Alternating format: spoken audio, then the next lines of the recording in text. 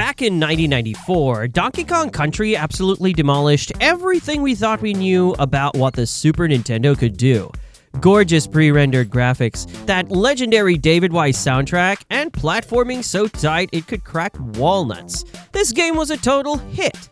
But behind all that polish and perfection lies a jungle of bizarre development decisions, scrapped ideas so weird they'll make you question reality, and secrets that Rare kept buried deeper than King K. Rool's treasure hoard.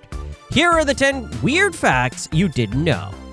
Before we dive into the weird jungle of Donkey Kong trivia, don't forget to like and subscribe for more retro gaming deep dives so you can relax, unwind, and rewind with us every week. Starting at number 10 is the $1 Million Monkey Machines. Rare gambled their entire future on two silicon graphics workstations that cost £80,000 each. In 1994 money, that's like $240,000 per machine. For a small British studio in a tiny village called Twycross, this was the equivalent of betting everything on red and hoping the roulette wheel of gaming history would land in their favor. Mind you, these were the same SGI workstations that Industrial Light and Magic used to create the dinosaurs in Jurassic Park. Rare literally bought movie magic and pointed it at a cartoon gorilla. The risk was so insane that if Donkey Kong Country had flopped, Rare would have probably been filing for bankruptcy while sitting next to the world's most expensive paperweights. What makes this even weirder? The first project they used these machines for wasn't even Donkey Kong. It was a boxing game that never saw the light of day. They spent more money than most people's houses cost just to experiment with digital punching. The fact that this gamble paid off and revolutionized gaming is nothing short of miraculous. At number 9 is the character who almost wasn't. Diddy Kong was originally supposed to be Donkey Kong Jr. You know, the character from the old arcade games. But when Nintendo saw Rare's redesigned version, they had what can only be described as a corporate panic attack. Nintendo told Rare they had two choices: make him look exactly like the original Donkey Kong Jr., or change his name completely. Rare looked at their sleek, modern design and essentially said, "Yeah, no thanks," to going backward. The names they considered for our beloved Diddy include Diet DK, DK Light, and Titchy Kong. I mean, can you imagine shouting, "Go Diet DK!" while playing? They actually settled on Dinky Kong before realizing they might face legal issues with Dinky Toys, the model car company.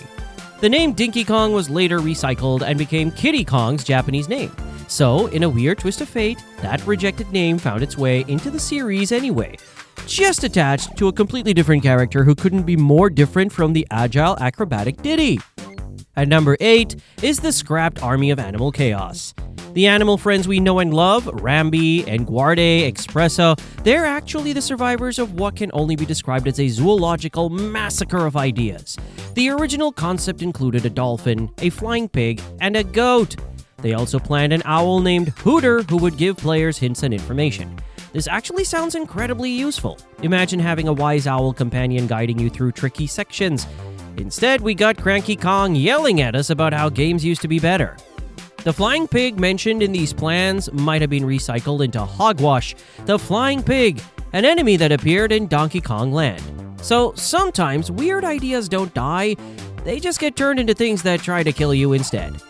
At number 7 is the Kremling Underground. King K. Rool wasn't always the theatrical villain we know and love. His original name was Crud, and early concept art shows him as far more serious and tough talking, with a planned military theme that was eventually dropped. The real treasure trove of weirdness lies in the Kremlings that never made it to the final game. The rejected roster includes Cloak, the magician Kremling, Crumble, the statue Kremling, Clanger, the green Kremling, and Crockbot, the robot Kremling. This sounds less like a video game enemy list and more like the world's strangest superhero team. Interestingly, King K. Rool was originally named Commander K. Rool, and this early military rank actually survived into the final game's fake credits sequence. So even though they scrapped the military theme, traces of it are still there, hidden in plain sight. At number 6 is the Great Compression Conspiracy. Donkey Kong Country's cartridge was 32 megabits, 4 MB, which was enormous for 1994. That's roughly the size of a single high-quality photo today. Yet, somehow, Rare managed to cram an entire world of pre-rendered 3D graphics, orchestral quality music, and dozens of levels into the tiny space. The secret was compression, so advanced it bordered on witchcraft. They developed custom algorithms specifically to squeeze every possible byte of data into the cartridge. Every banana, every background element, every frame of animation had to be mathematically perfect. Not just visually, but spatially. ROM chips were a big contributing factor to the total cost of cartridge production, so every extra megabit meant higher manufacturing costs and potentially lower profits. Rare was essentially playing Tetris with data, trying to fit movie-quality visuals into a space smaller than a modern smartphone app.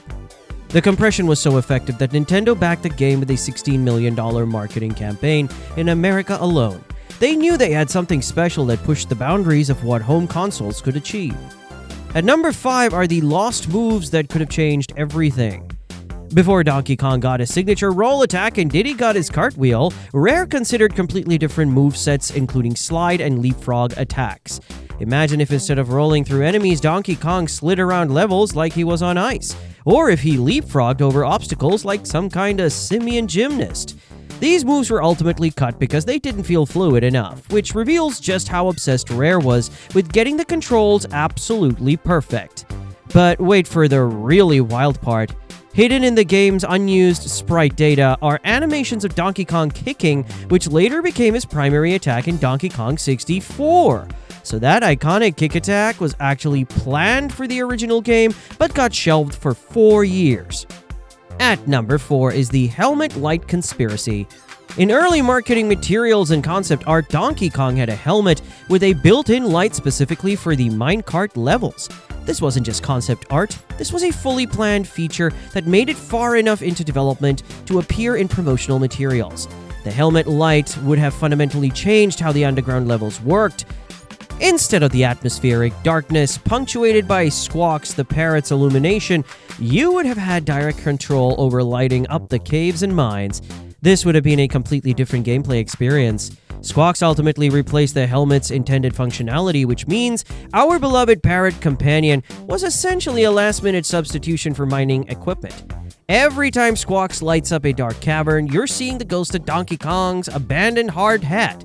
The weirdest part is that this change happened late enough in development that multiple pieces of marketing material and even some box art still showed Donkey Kong wearing the helmet. So there are official Nintendo promotional images of a version of the game that never existed. Into the top 3 is the hidden alternative universe.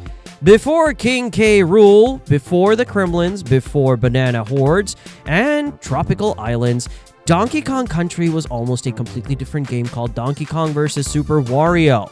The original pitch involved Wario stealing a time machine that Mario had invented and using it to turn Mario to stone with a futuristic beam gun in order to rule Nintendo Land. A parrot witnesses this tragedy and flies to Donkey Kong for help. But the pitch didn't get much beyond Wario and some kind of time machine. However, the obvious reason this pitch was rejected was because Nintendo specifically wanted new villains, not existing characters. So the entire Kremlin civilization, King K. Rool's theatrical personality, and the pirate themes of later games only exist because Nintendo said no time travel Wario plots. My gosh! In this alternate timeline, we might never have gotten King K. Rool's boss battles, the Kremling crew's maritime adventures, or even the banana-stealing plot that defines the series. At number 2 is the debug menu that broke reality. In the preview build shown in Donkey Kong Country Exposed, there were binary digits visible underneath the lives counter that appear to be some kind of debug menu. This wasn't just programmer oversight, this was the game's internal code bleeding through into the visual interface. In this version, it was possible to collect more than 100 bananas without the counter resetting, something that was fixed in the final release. The most reality-breaking discovery is Donkey Kong couldn't defeat Blue Crucia enemies by jumping on them in this early build. They would just laugh at him, exactly like they do when Diddy tries the same thing in the final version. This suggests that originally, there were no character-specific abilities. Donkey Kong and Diddy Kong were mechanically identical. The Donkey Kong and Diddy Kong we know, with their distinct abilities and strengths, almost never existed. And at number 1 is the secret introduction that changes everything. The SNES version was originally planned to have a completely different introduction cutscene that actually explained what happened to the bananas. Yes! The original intro showed Diddy Kong being stomped by Crucia while on patrol duty, followed by Kremlings smashing through the wall of the banana hoard, loading bananas into carts, and finally Donkey Kong waking up to discover the theft. But Nintendo cut it from SNES release. For nearly a decade, players started Donkey Kong Country in the middle of the story without even knowing it. The game begins with the aftermath of a heist, but never shows you the heist itself. This intro sequence was so important that it was eventually restored in the Game Boy Advance remake, proving that even Nintendo eventually realized what they had lost. This means that for 30 years, most players have experienced Donkey Kong Country without seeing the actual beginning of its story. Donkey Kong Country wasn't just a hit. It was a strange experimental project filled with rejected ideas and hidden features and design decisions so bizarre they border on the surreal. This makes the game even more legendary today. Which of these weird facts surprised you the most? Drop it in the comments below, and don't forget to like and subscribe for more gaming history so you can relax, unwind, and rewind with us.